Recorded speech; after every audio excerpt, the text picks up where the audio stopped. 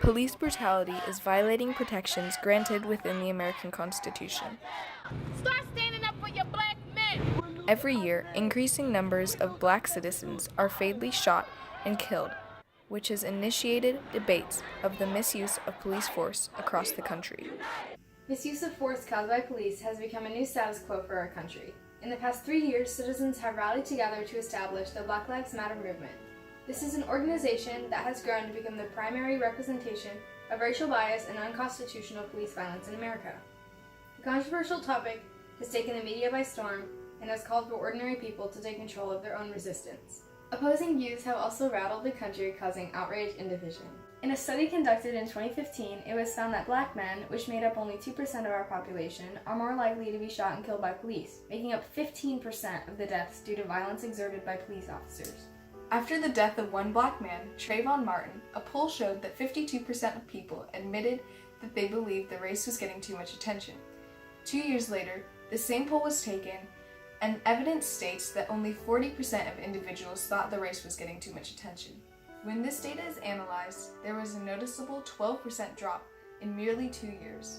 That there are so many people who've been victims of police violence. And remember, one of the terrors of police violence is that the police officers are never held accountable, right? That there have been so few officers who've actually experienced any type of accountability. And that is also a problem. And when private citizens engage in acts with other private citizens, there's a whole apparatus to hold them accountable in really aggressive ways. And we just don't even see that, a semblance of that with the police. The one thing that we can do is it doesn't necessarily have to come from law. We don't have to legislate AB 931. So the use of force that I keep talking about, that doesn't have to come through the legislature. Agencies are small local governments, state agencies, such as the police department, local agencies such as Sacramento Police Department, things like that.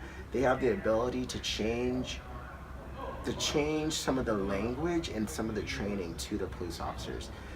We can mandate that from the state legislature, which is what we are today.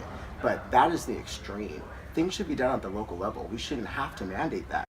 Education has to do, and this is connected to the BLM movement and the conversation, is raising consciousness and education about African American history and its connection to the wider notion of American democracy and citizenship. All these issues of race and democracy are American issues. They are at the core of the country because the country is founded in racial slavery. And we have to educate our fellow citizens about that. And racial slavery becomes the key to not only the cotton trade, but the globalization of international capital and a monetary finance system that stretches from here to China and the UK. I'm absolutely against it. I don't believe that there's any time where an officer should have to go above and beyond whatever force is necessary to effect an arrest or for the protection of lives or others. So I am not a proponent for brutality and never have been, never will be. I've been doing this 20-something years, and there's no need for it.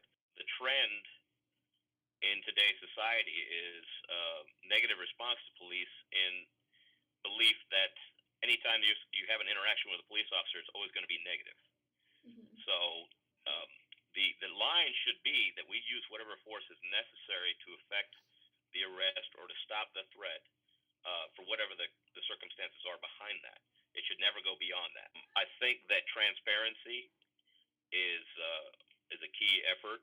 I think that community information and community outreach and partnerships is another area where we're trying to rebuild and reconnect with the citizens to make it known that we are here for them. We're not here to be against them. It is important to note that the issue of police brutality, specifically toward black citizens, cannot be resolved without the transparency of police agencies and organizations promoting the safety of police officers to the American citizens.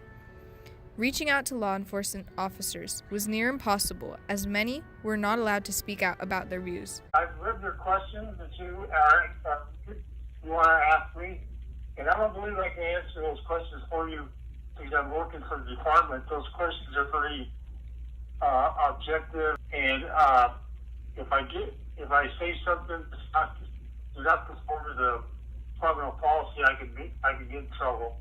Our problems that we face in this country cannot be fixed without the clarity from the government on the state and national levels.